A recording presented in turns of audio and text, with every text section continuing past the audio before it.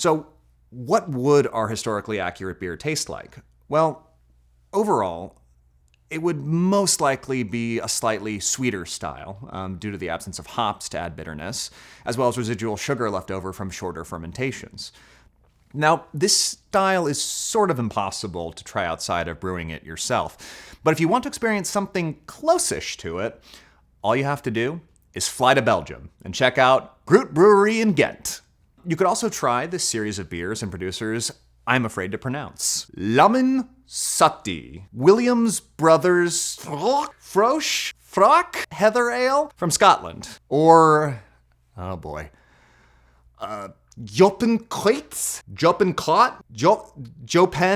Kweiti beer from the Netherlands. It's from the Netherlands, so I get a pass. But again, this isn't the medieval ages, and Tolkien wasn't interested in reproducing the accurate progression of technology from the real world.